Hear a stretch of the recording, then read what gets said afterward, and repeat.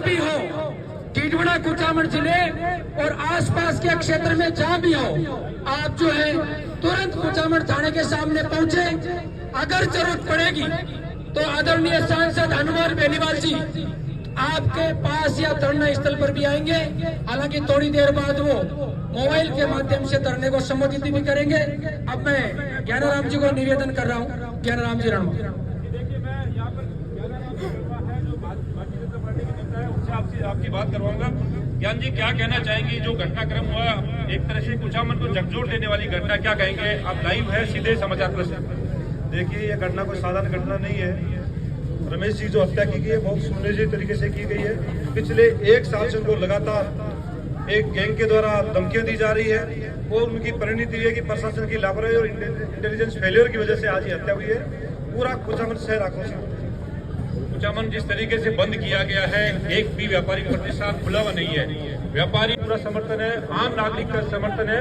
और मैंने अभी एक पोस्ट देखी है जिसमें वीरेंद्र चारण नाम के व्यक्ति ने एक पोस्ट किया, उसने हत्या की जिम्मेदारी ली है। उसका एक ऑडियो भी आया है। वो कह रहा है कि जिन जिन को मैंने धमकियां दी है वो आगे भी तैयार रहे। अभी एक का नंबर आया, बाकी का नंबर भी आएगा। तो ये जो दुस्साहस है अपराधियों का, इस पर आप क्या कहेंगे? ये तो जब स्पष्ट ही हो गया। ये बात अगर पुलिस में बताए तो पता लगे, लेकिन अगर इस तरह की जब घटना है तो पुलिस को तो इस्तीफा ही दे देना चाहिए, नौकरी छोड़ देनी चाहिए। जब अपराधियों की तरह दुस्साहस हो गया, एक तरफ अपराध करते हैं और दूसरी तरफ अगर इस तरह की अगर दोबारा की ऐसी हरकत कर रहे हैं तो मैं समझता हूँ वो विजेंद्र इंडाली गलतफहमी में है। ये कुचामन की जनता है। रमेश ने जिस तरह से अपनी शहादत दी है, वैसे पूरी कुचामन की जनता शहादत देने के लिए तैयार है और उन मुलजिमों को हम इनकाउंटर करवा के ही रहेंगे।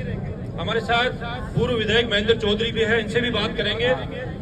सर, क्या कहना चाहेंगे जिस तरीके से ये जो घटनाक्रम हुआ है, दिल दहला देने वाली घटना है। एक व्यक्ति, साधारण व्यक्ति अपने आप को फिट रखने के लिए जिम में जाता है। जिम में जाने के बाद में जिस तरीके से ताबड़तोड़ गोली हमला किया जाता है और हमले में उनकी मौत हो जाती है। क्या कहना चाहेंगे? रोहित गोदारा गैंग के वीरेंद्र चारण ने इसकी जिम्मेदारी ली है। ऑडियो भी आया है, ऑडियो मेरे पास है। क्या कहना चाहेंगे इस घटना को लेकर? देखिए, आप यहाँ जब देख रहे हैं वो जो धरना चल रहा है, ये तो पुलिस थाना है, वो जिम है। इससे आप अंदाज लगा सकते हैं कि पुलिस थाने के सामने जिम में एक व्यक्ति जो नियमित रूप से अपना व्यायाम कर रहा है और वहां पर अपराधियों का आना और धड़ाधड़ गोलियां चलाना और गोलियां चलाकर सरेआम वापस चले जाना और पुलिस का ये कहना कि हमने नाकाबंदी कर दी है, जबकि नाकाबंदी का तो कहीं पर नाम निशान ही नहीं है। इस प्रकार का अपराध जो ये इन्होंने पहले कह दिया था कि भाई मेरे साथ में इस प्रकार की घटनाएं हो रही है, फिर पुलिस कहाँ पुलिस रही है? पुलिस का तो मतलब ही नहीं है। गोली मारकर निर्मम हत्या कर देते हैं। अभी बता रहे थे कि उनको पहले भी धमकी मिली हुई थी और उन्होंने पुलिस प्रशासन को भी अवगत करा रखा था।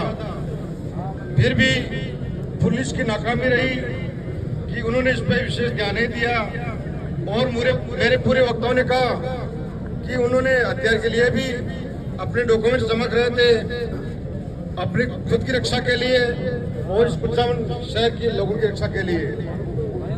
और अच्छी यानी पुलिस की इतनी नाकामियां थी कि उनको शहर उनके पास में ही रहते हैं, उनको सुरक्षा देने के लिए भी उन्होंने पैसे मांग लिए। तो बहुत दुख की बात है कि पुलिस रक्षा करती है या रिश्वत देती है। पुलिस के एक स्लोगन होता है कि आम जन में विश्वास, पुलिस में और अपराधियों में डर, परंतु यहाँ तो उल्टा हो रहा है कि आम जन डर रहा है और अपराधी खुलेआम घूम रहे हैं। अपराधी खुलेआम घूमते आज 6-7 घंटे हो गए, कहीं भी कोई ये नहीं कि भाई उनको पकड़ लिया। कोई इतनी बड़ी सुबह इतनी भीड़ भाड़ भी नहीं थी कि वो एक से निकल से भाग गए। सुबह का पूरा शहर खाली रहता है, जगह जगह CCTV कैमरे लगे रहते हैं और पुलिस के पास में ज्यादा दूरी भी नहीं है जहाँ जिम था, परंतु पुलिस की एक नाकामी के कारण